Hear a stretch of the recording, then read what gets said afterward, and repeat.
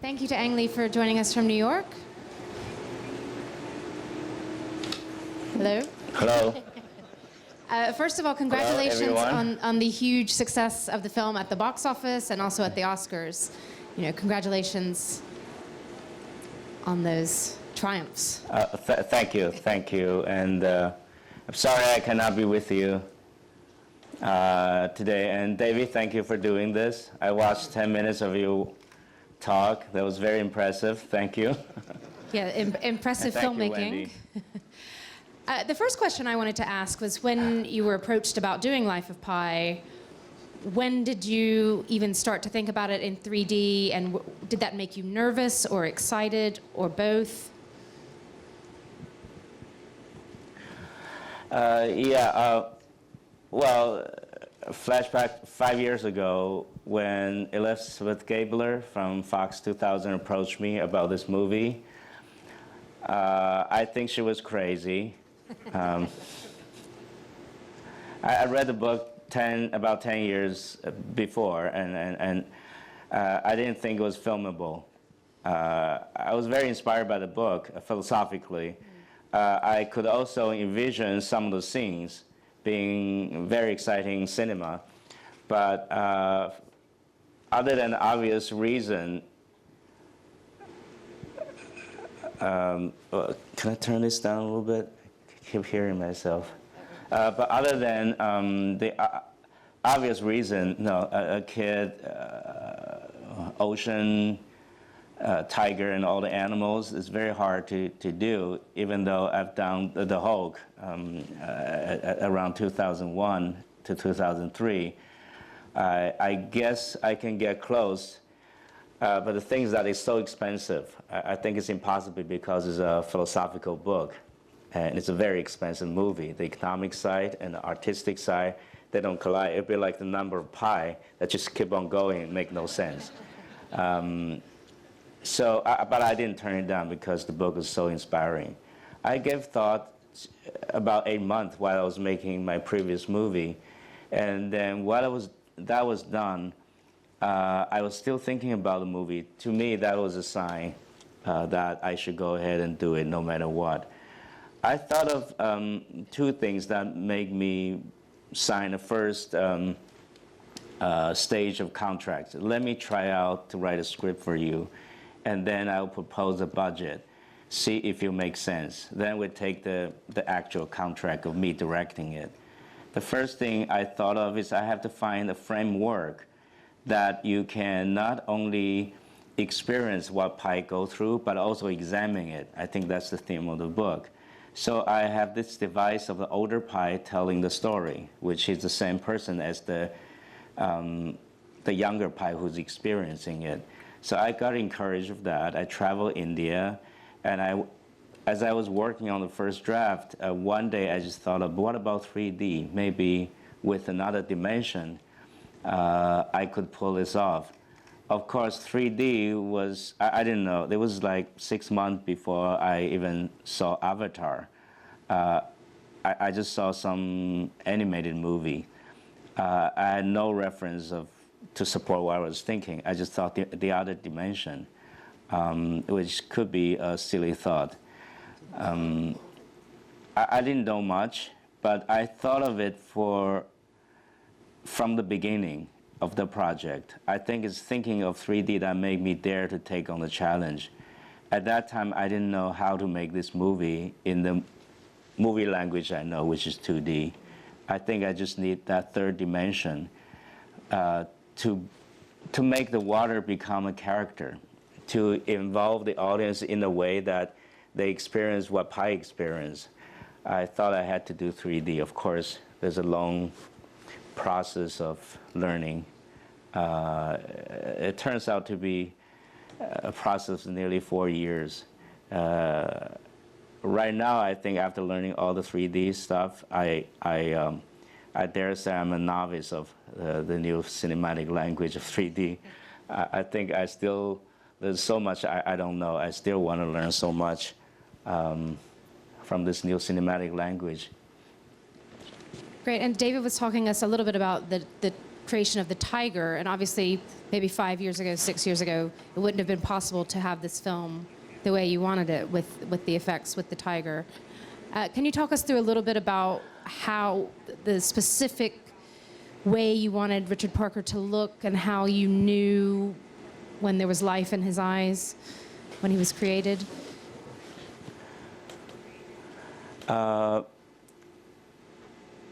I don't care how they do it, but they have to look real. That's, Okay. I think most of the movies, they do tiger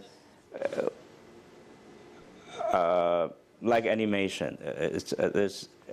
They do the inevitably anthropomorphism. Because it's animated, the animator would no doubt project themselves into the tiger. We do the tiger we make the tiger do things we want them to do. I think it's very important, either God or the tiger do that. They're not your best friend. They're just the way they are. And you just have to get used to it, obey it, and learn from it. That's the point of the book, so I got to stick to that.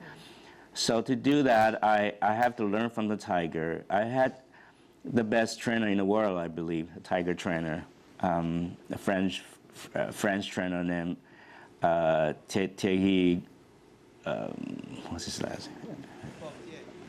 Thierry. Yes. Ang, it's Terry Laportier. So I went to his ranch. Yeah. I went to his ranch, see the tiger, how he worked with them, have long talks with him, and he helped me design some of the shots, just what tiger will do in that situation, all the way down to how they didn't like the surface of the boat, how they didn't like the open surface, how they deal with ocean, how they coordinate themselves. So I learned a lot about tiger from Thierry, and I keep revising the script. It's not like I have a goal, then I do the animation. It's the other way around. We learn from the tiger, from the trainer, and then we finally have them in Taichung, Taiwan, and I watched them very closely. I project my wishful thinking in the animation, the previs, but then I keep adjusting them, see what the tiger actually do.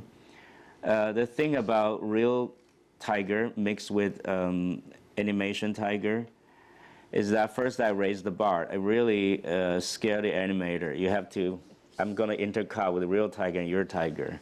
It's better be good in 3D. Second of all, normally they don't have so much references. The advantage I had this compared to something like the Hulk, we have the real thing to observe. We shot tons of footages of the tiger. So they get to watch the tiger, and I do too, down to the very much details. Things you talk about, how the eyes catch lights, how much transparent, little twitches of the whiskers and everything, down to every muscle and hair twitches, and how they coordinate, how they twitch their tails and all that. So it's a long way, a long struggle to get it done right. Since this is 3D, I'll share with you a story. When I interviewed Bill Westenhofer, when I decide which company to go with, I said, I bet you 3D tiger looks more, and everybody was intimidated by 3D, realistic looking tiger.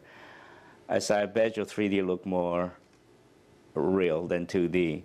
So I said, take one shot of the lion from Narnia and make it 2D. Don't touch it up. Don't try to make it look better. And then let's do a 3D. And then we'll watch them side by side.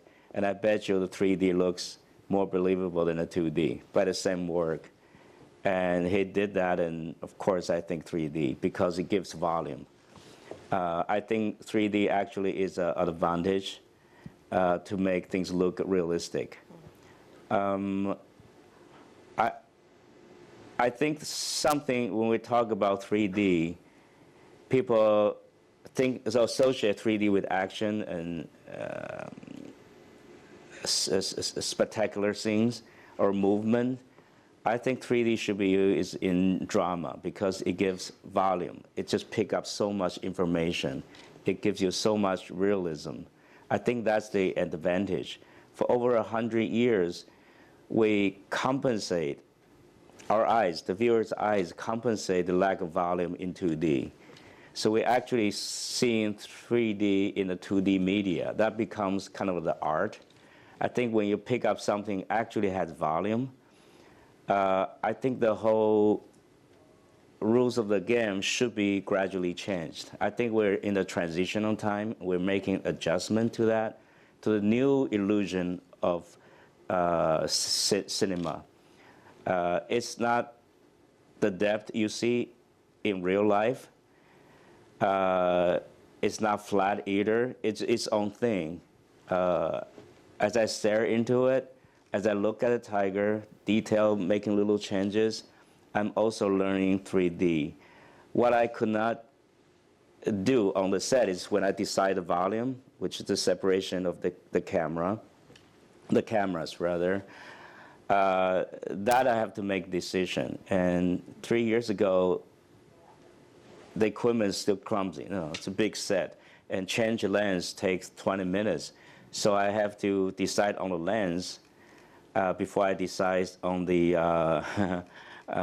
volume, the IO or IA, you call it, which is the separation.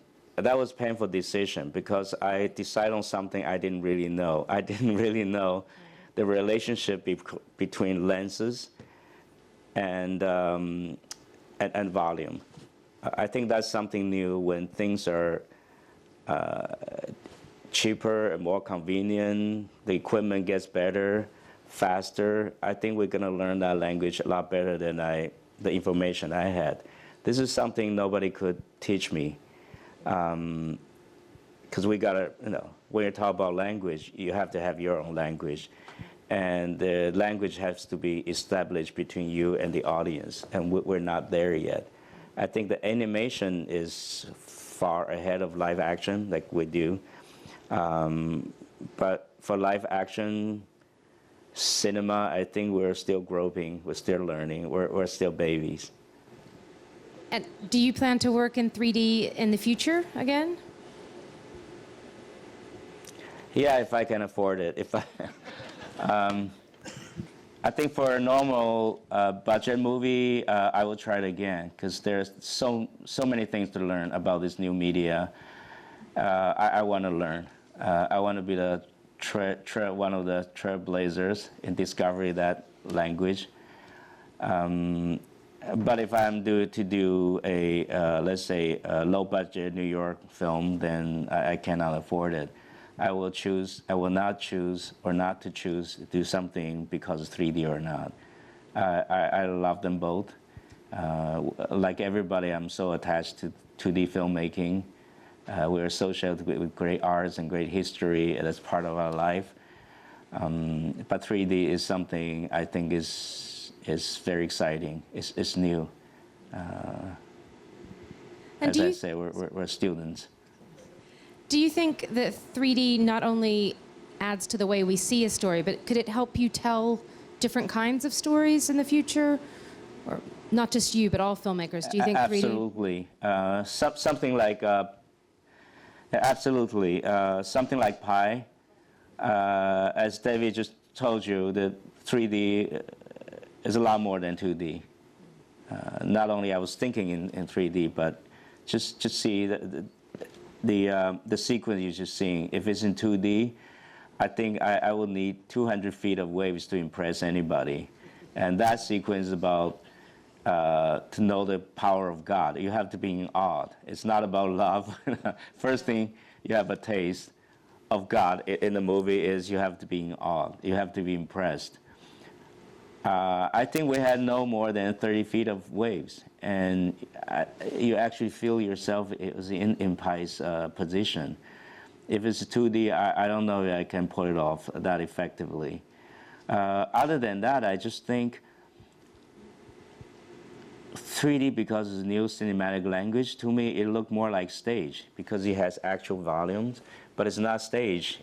Your seats can be moved. You can choose to stay close to the character. You can be in the first row, you can be at the center of the stage, or you can sit in the back row.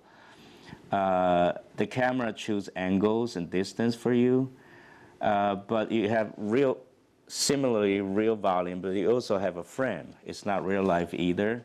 I think the stage and mise-en-scène would become something different. I found that's a big advantage over montage.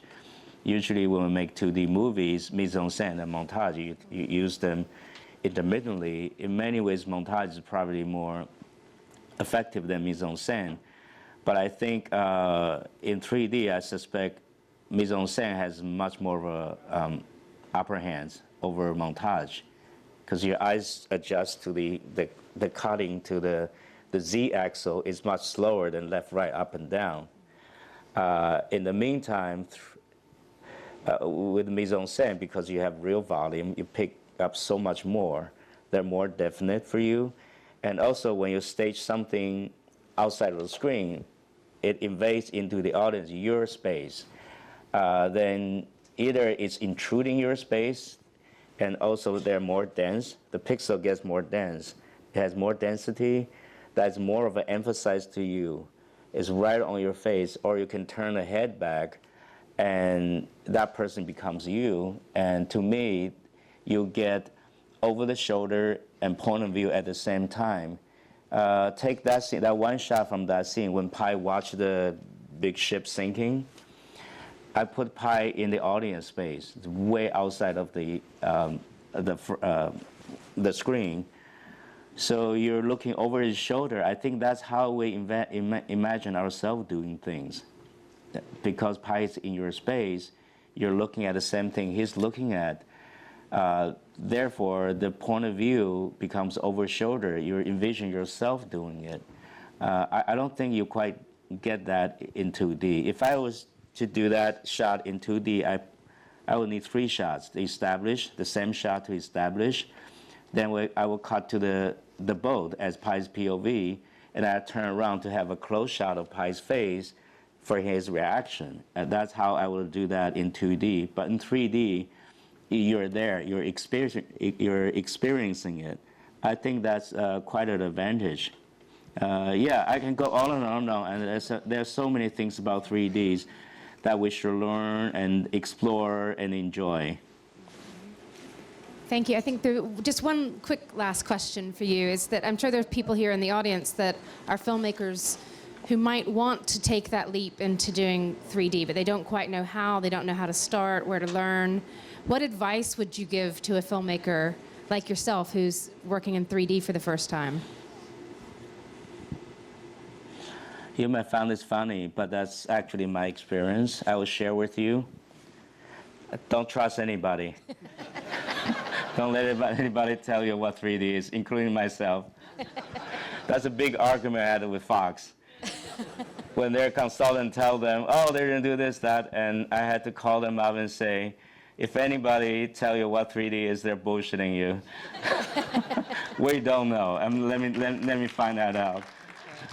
And 3D is not visual effects. Their visual effect people talk to me means that we don't know 3D yet. They don't know. It's not visual effects. The stereographer should be the filmmaker himself. I think the director, the filmmaker, should make that decision. The same way we choose lenses, we choose where to put the camera.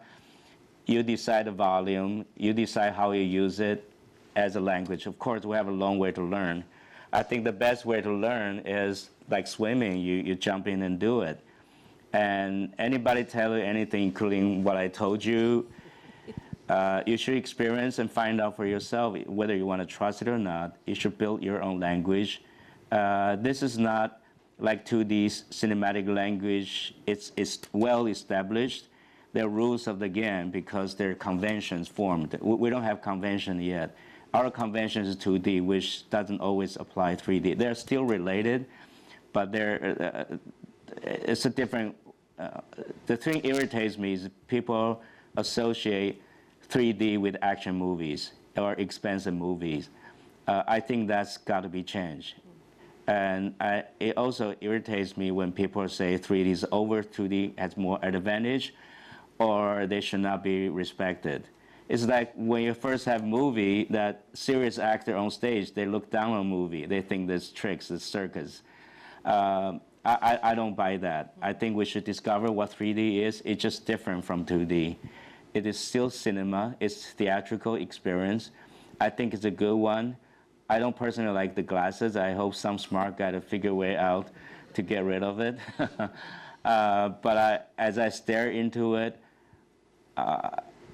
so many times when I look at 2D monitor, when I directing actors, like when I'm close to the camera, and I went back to my booth to look at 3D, I have to go back and adjust their performances to be subtler. Sometimes you wish in a closer shot, the actor could just act with their thoughts. 3D pick up so much. It's about volume. It's not about action. Really. I think we're into something new. Let's be humble and be brave, and make a lot of mistakes. But let's establish that a language. I think it's a legitimate one. That would be my advice. Learn from other people, but don't completely trust them. I think still progressing. I think we'll have to wrap there for time, but thank you very much for sharing your inspirational words today, but also for making this film, which I think shows how 3D is artistic and not just for superheroes, and can be used by all sorts of artistic filmmakers. So congratulations to you both, and thank you for joining us. Thank you.